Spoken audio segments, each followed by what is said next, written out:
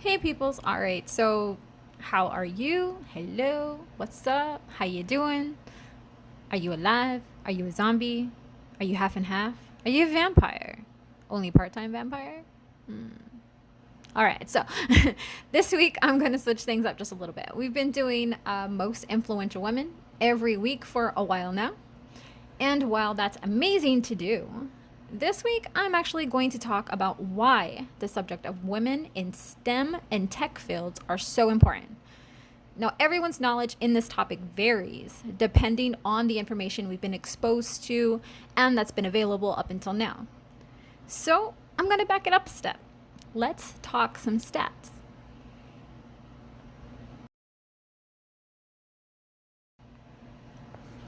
Break. All right, so all sources are listed in the description just like usual. Now, globally, women make up 33.3% of researchers in headcounts. According to data from the United Nations, the UNESCO Institute for Statistics, for 107 countries, covering the years from 2015 to through 2018. Now, more countries are collecting and reporting sex disaggregated data, which means specific data to each gender on researchers. So there's more now than 20 years ago, and this animated and there's a nope, that doesn't make any sense. Skip that. For more countries to know. Okay, so more countries are collecting and reporting gender data on researchers than 20 years ago. However, large data gaps are still remain. So sex disaggregated data on researchers are not being collected regularly by most countries in the Caribbean, Oceania, South Asia, Southeast Asia, and Sub-Saharan Africa, for instance, or by the populous countries of Bangladesh, Brazil, India, and Nigeria. Moreover, UNESCO estimates exclude North America and China on account of the international incomparability of these data. The observed data gaps make it difficult to draw conclusions for most regions. We need more data in this. We really do. That's a whole lot of countries, especially here in all of North America. There's in China. Oh my gosh. So this information is specific to all the other countries, basically. There are sufficient data, however, to confirm the trend observed in the previous UNESCO science report in 2015 towards gender parity in Central Asia, Southeast Europe, and Latin America and the Caribbean. Now, these findings are drawn from a chapter in the UNESCO science report titled To Be Smart, the Digital Revolution Will Need to Be Inclusive. This chapter was published on February 11th, 2021, to mark the International Day of Women and Girls in Science. Now, over the past decades, the global community has made a lot of effort in inspiring and engaging women and girls in science. Yet women and girls continue to be excluded from participating fully in science. Now, in order to achieve full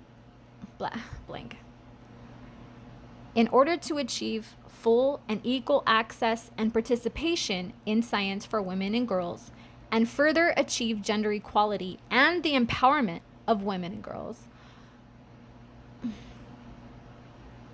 the United Nations General Assembly, and to further achieve gender equality and the empowerment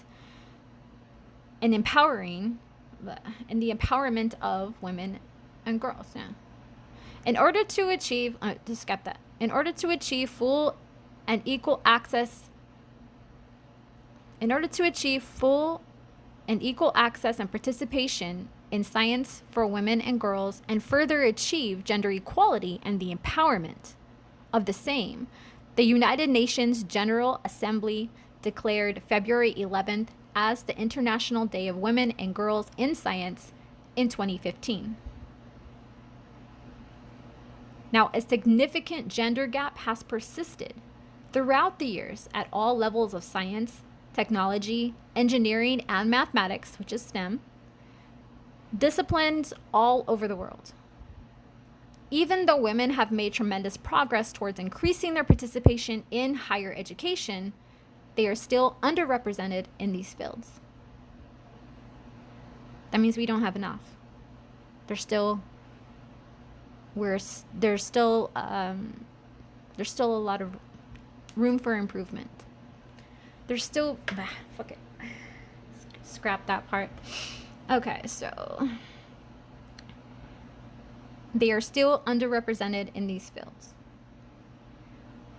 Gender equality has always been a core issue for the United Nations. Gender equality and the empowerment of women and girls will make a crucial contribution not only to economic development of the world, but to progress across all the goals and targets of the 2030 Agenda for Sustainable Development as well. Now, on March 14th, 2011, the Commission on the Status of Women adopted a report at its 55th session with agreed conclusions on access and participation of women and girls in education, training, and science and technology, and for the promotion of women's equal access to full employment and decent work. Now, on December 20th, 2013, the General Assembly adopted a resolution on science, technology, and innovation for development, in which it recognized that full and equal access to and participation in science, technology, and innovation for women and girls of all ages is imperative for achieving gender equality and the empowerment of women and girls.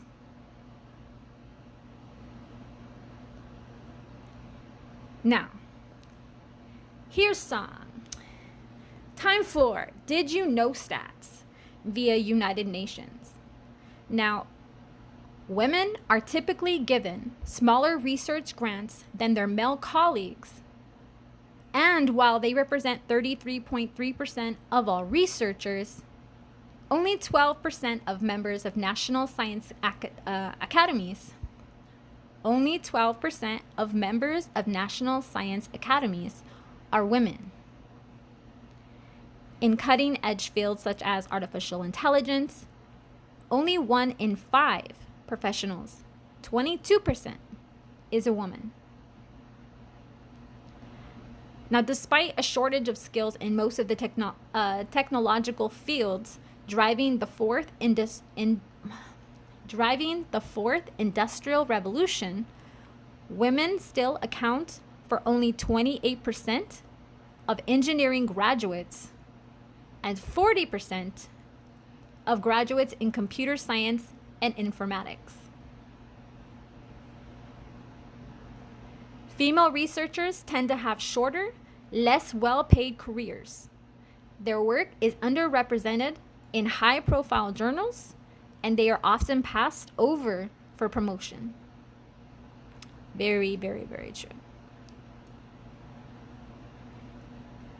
Women and girls represent half of the world's population, and therefore also half of its potential. Gender equality, besides being a fundamental human right, is essential to achieve peaceful societies with full human potential and sustainable development. It's called fair. To scratch that. So, to sum up, women accounted for 1 in 3, 33%, of researchers in 2018. They have achieved parity in numbers in life sciences in many countries and even dominate this field in some cases. However, women remain a minority in digital information technology, computing, physics, mathematics, and engineering. These are the fields that are driving the digital revolution, and so many of the jobs of tomorrow. So here's my question. What are we going to do about it? This is for us, our sisters, our moms, our daughters, our cousins, and the girls next door and across the street. We are fighting to be heard and get out there. And this information shows that progress is being made, although slowly. We need more exposure to get the word out that we're here and we're trying to make a difference as well. We all deserve to be heard and to be recognized equally for our progress. Every single person. So what's your goal? What do you want to be when you grow up? And I really hope that you're excited about it and that it lights up your entire world whenever you talk about it. So if it does, we'd love to know what it is. So please leave us a comment and tell us what you get excited about. All right, peoples, it's that time again. Stay cool in this heat because I am melting in my seat as I do this video for you guys, just because it is that important to share and you guys are just that awesome. All right, so hope everyone's having a great day and weekend and see you back here next time. Stay safe. See ya.